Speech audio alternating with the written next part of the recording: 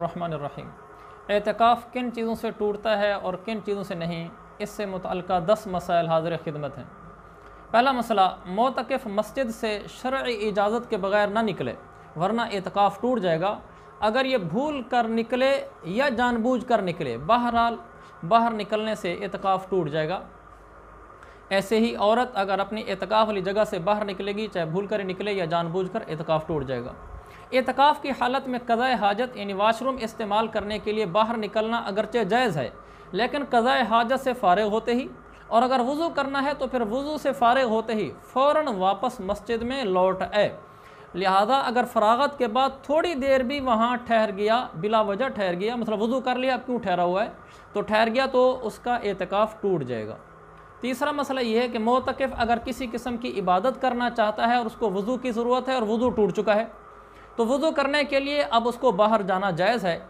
अलबत्ता अगर पहले से बावज़ू है तो फिर दोबारा वज़ू ताज़ा करना चाहता है तो अब उसके लिए बाहर निकलना दुरुस्त नहीं।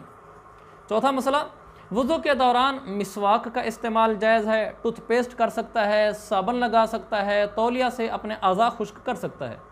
बाकी जहाँ तक गुस्ल करने का ताल्लुक़ है उसको हमने अपने अलग एक मुस्तकिल क्लिप में बयान कर दिया है, वहाँ सुना जा सकता है।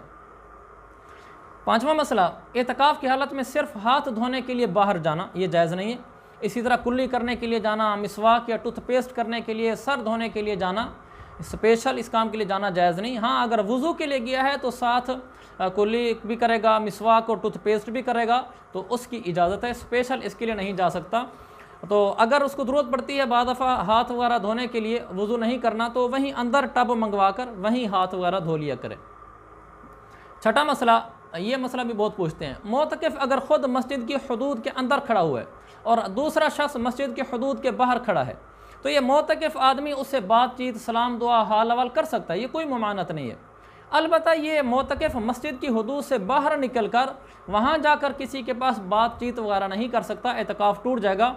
हाँ, यूँ इजाज़त है, ये मोतकिफ़ निकला वाशरूम के लिए, वहाँ से वापस आ रहा था या वाशरूम की तरफ जा रहा था, मस्जिद से वाशरूम की तरफ, रास्ते में चलते हुए रुके बगैर किसी से सलाम दुआ बातचीत कर ले तो इसकी इजाज़त है, इसमें कोई हर्ज नहीं है। सातवां मसला, बदन पर या जिस्म पर अगर कोई नजासत और नापाकी लग जाए तो इस नापाकी को दूर करने के लिए बाहर निकलना जायज़ है और फिर बाहर जाकर उसको धोना, फिर धोकर वापस आ जाना, ये दुरुस्त है। आठवां मसला, मोतकिफ़ को खाने पीने की हाजत हुई और कोई लाने वाला है नहीं, तो ऐसी सूरत में वो ख़ुद भी जाकर ला सकता है। मसलन सुबह सहरी में प्यास लगी और टाइम थोड़ा रह गया, कोई आदमी नहीं है जो उसको बाहर से पानी भर कर दे दे, मस्जिद में पानी है नहीं, ख़ुद चला जाए और पानी लेकर आ जाए और आकर यहाँ पी ले।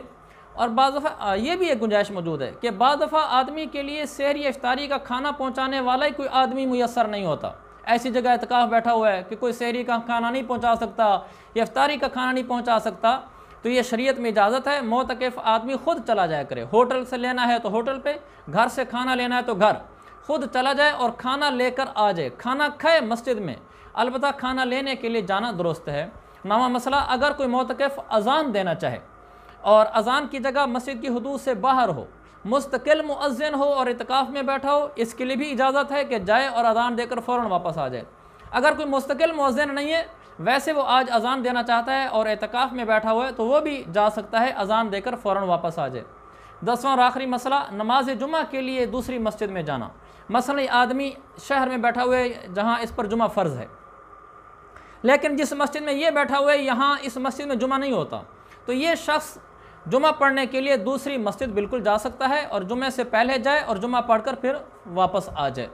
हाँ, जो शख्स गांव में बैठा हुआ है, देहात में, कि जहाँ जुमा फ़र्ज़ ही नहीं है, वो जुमा पढ़ने के लिए एतकाफ़ से निकलकर शहर की मस्जिद में या किसी मस्जिद में जुमा पढ़ने के लिए नहीं जा सकता, क्योंकि देहात में गाँव में बैठे हुए शख्स पर जुमा फ़र्ज़ ही नहीं है, लिहाजा वो जुमे की नियत से मस्जिद से बाहर नहीं आ सकता।